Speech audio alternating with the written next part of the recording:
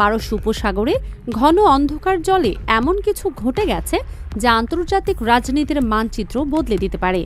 মার্কিন যুক্তরাষ্ট্র এবং ইরান দুই প্রতিদ্বন্দ্বী শক্তি এখন এক মুখোমুখি অবস্থানে এসে দাঁড়িয়েছে, যেখান থেকে ফিরে আসার পথ ক্রমশ সংকীর্ণ হয়ে আসছে। এই খবর যখন আপনি দেখছেন, তখনও পারস্য উপসাগরে নীল জলে উত্তেজনার পারদ ক্রমাগত বাড়ছে এবং বিশ্বের সবচেয়ে শক্তিশালী নৌবহর এখন এমন একটি পরিস্থিতিতে আটকে পড়েছে যা কয়েক দশকের মধ্যে দেখা যায়নি। গল্পটা শুরু হয়েছিল কয়েকদিন আগে, যখন মার্কিন প্রশাসন তাদের সবচেয়ে শক্তিশালী বিমানবাহী রণতরী ইউএসএস আব্রাহাম লিঙ্কনকে পারস্য উপসাগরের দিকে পাঠানোর সিদ্ধান্ত নিয়েছিল। ওয়াশিংটনের হিসাব ছিল সহজ, একটি বিশাল যুদ্ধজাহাজ পাঠিয়ে তেহরানকে চাপে রাখা এবং এই অঞ্চলে মার্কিন আধিপত্য পুনঃপ্রতিষ্ঠা করা। কিন্তু রাতের অন্ধকারে যা ঘটল তা পেন্টাগনের সমস্ত হিসাব নিকাশ ওলটপালট করে দিয়েছে। হরমুজ প্রণালীর কাছে পৌঁছানোর সঙ্গে সঙ্গেই মার্কিন নৌবহর বুঝতে পারল যে তারা একা নয়। অন্ধকার সমুদ্রের বুকে শত শত ছোট ছোট আলো জ্বলে উঠল। রাডারে একটা দুটো নয়, প্রায় ৩০০টি সংকেত একসঙ্গে ভেসে উঠল। ইরানি নৌবাহিনী তাদের ইতিহাসের অন্যতম বড় শক্তি প্রদর্শনের জন্য প্রস্তুত হয়ে অপেক্ষায় ছিল। ৩০০টি দ্রুতগতির মিসাইল বোট চারিদিক থেকে মার্কিন রণতরীকে ঘিরে ধরল। এটা ছিল এমন এক দৃশ্য যা হলিউডের কোনো যুদ্ধ সিনেমাকেও হার মানায়। ইরানি নৌবাহিনীর এই পদক্ষেপ আকস্মিক ছিল না। মাসের পর মাস ধরে তারা এই মুহূর্তের জন্য প্রস্তুতি নিচ্ছিল।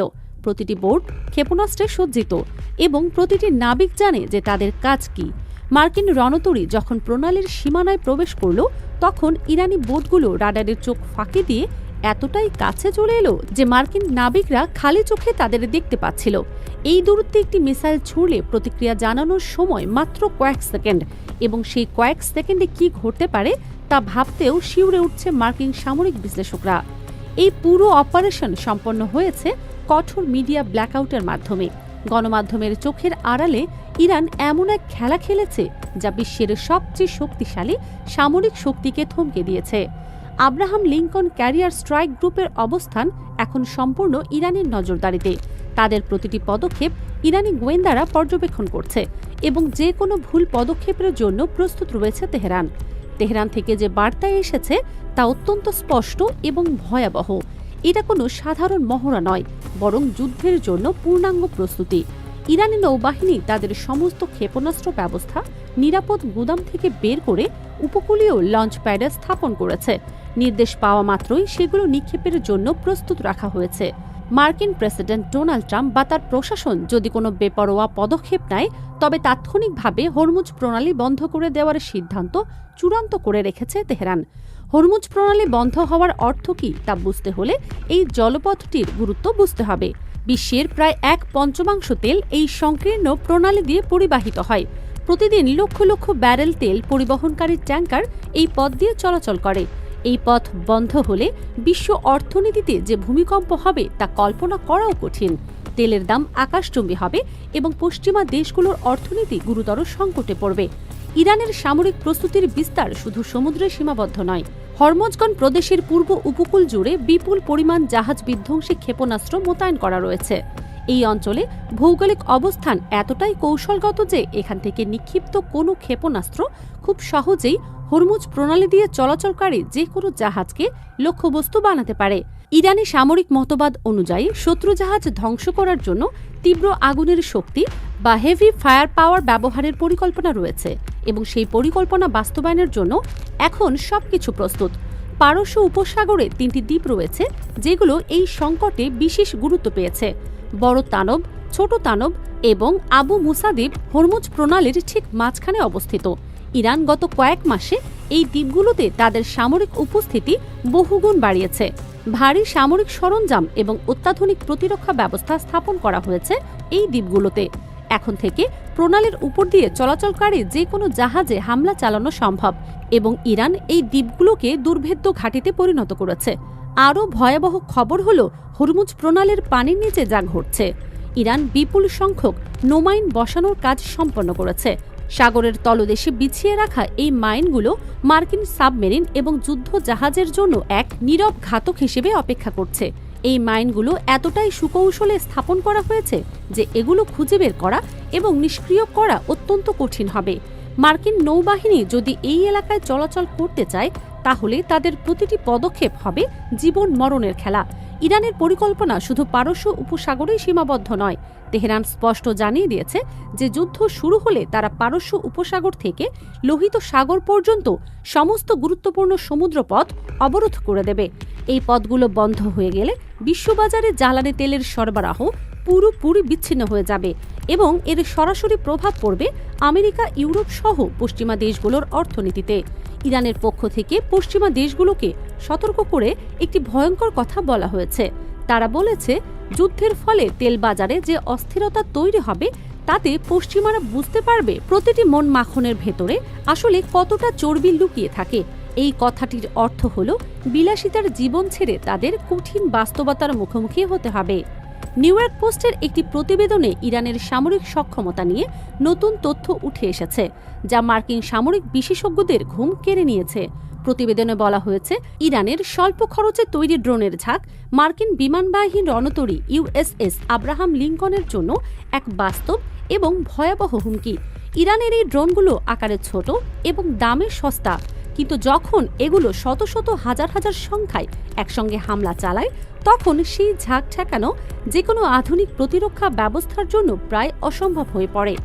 মার্কিন রণতরীতে অত্যাধুনিক আকাশ প্রতিরক্ষা ব্যবস্থা রয়েছে, এটা সত্য, কিন্তু সেই ব্যবস্থা সীমিত সংখ্যক লক্ষ্যবস্তুকে প্রতিহত করতে পারে।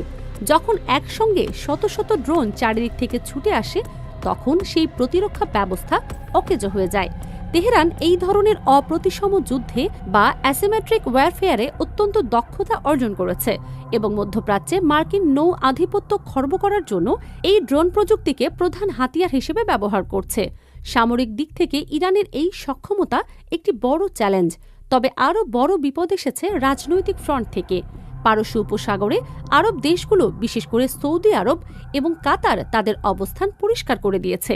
এই দুটি দেশ স্পষ্ট জানিয়ে দিয়েছে তারা তাদের মাটিতে অবস্থিত মার্কিন সামরিক ঘাঁটিগুলো ইরানের উপর হামলার জন্য ব্যবহার করতে দেবে না। এটা মার্কিন সামরিক পরিকল্পনার জন্য একটি বিশাল বিপর্যয়, কারণ স্থলভাগের ঘাঁটি ব্যবহার করতে না পারলে আমেরিকাকে পুরোপুরি নৌবহরের উপর নির্ভর করতে হবে এবং সেই নৌবহর এখন ইরানের মিসাইল এবং ড্রোনের পরিসরের মধ্যে অবরুদ্ধ অবস্থায় রয়েছে। মিত্র দেশগুলোর এই অসহযোগিতা আমেরিকাকে এই অঞ্চলে কার্যত একা করে দিয়েছে। বছরের পর বছর ধরে আমেরিকা যে জোট গড়ে তুলেছিল সেই জোট এখন ভঙ্গুর হয়ে পড়েছে। সৌদি আরব এবং কাতার বুঝতে পেরেছে যে ইরানের সঙ্গে যুদ্ধে জড়িয়ে পড়লে তারাই সবচেয়ে বেশি ক্ষতিগ্রস্ত হবে, তাই তারা এবার নিরপেক্ষ থাকার সিদ্ধান্ত নিয়েছে। এই সিদ্ধান্ত মধ্যপ্রাচ্যের ভূ রাজনীতিতে একটি বড় পরিবর্তনের ইঙ্গিত দিচ্ছে। ইরান এবং তাদের মিত্র হিজবুল্লাহর পক্ষ থেকে যে হুঁশিয়ারি এসেছে তা পরিস্থিতিকে আরও জটিল করে তুলেছে। লেবাননের প্রতিরোধ আন্দোলন হিজবুল্লাহ জানিয়েছে আমেরিকাকে শুধু সাগরে নয়, পুরো মধ্যপ্রাচ্য জুড়ে প্রতিরোধের মুখে পড়তে হবে। ইরানি নৌবাহিনী এবং তাদের মিত্ররা যৌথভাবে মার্কিন স্বার্থে আঘাত হানার প্রস্তুতি নিচ্ছে এবং এই প্রস্তুতি এতটাই ব্যাপক যে আমেরিকা একা এর মোকাবেলা করতে পারবে কিনা সেই প্রশ্ন উঠছে। হরমুজ প্রণালীতে মার্কিন নৌবহর আটকে পড়ার অর্থ হল তাদের রসদ সরবরাহ এবং চলাচলের স্বাধীনতা এখন পুরোপুরি ইরানের ইচ্ছার উপর নির্ভর করছে। ৩০০টি মিসাইল বোটের সার্বক্ষণিক নজরদারি এবং উপকূলীয় মিসাইল ব্যাটারির লক্ষ্যবস্তু হওয়ার কারণে মার্কিন নাবিকদের মধ্যে চরম উদ্বেগ কাজ করছে। পেন্টাগন চাইলেও এখন সহজে এই ফাঁদ থেকে বের হতে পারবে না। প্রতিটি পথ এখন বিপদে ভরা এবং প্রতিটি সিদ্ধান্ত জীবন মরণের প্রশ্ন। ইরান হুমকির সুরে স্পষ্ট জানিয়ে দিয়েছে যে এই অঞ্চলে আগ্রাসন চালানোর চেষ্টা করলে পারস্য উপসাগর হবে মার্কিন বাহিনীর চূড়ান্ত কবরস্থান। এই কথাটি কতটা বাস্তব তা সময়ই বলে দেবে, তবে এই মুহূর্তে যা দেখা যাচ্ছে তাতে একটি বিষয় পরিষ্কার, পারস্য উপসাগরের নিয়ন্ত্রণ আর আগের মতো ওয়াশিংটনের হাতে নেই।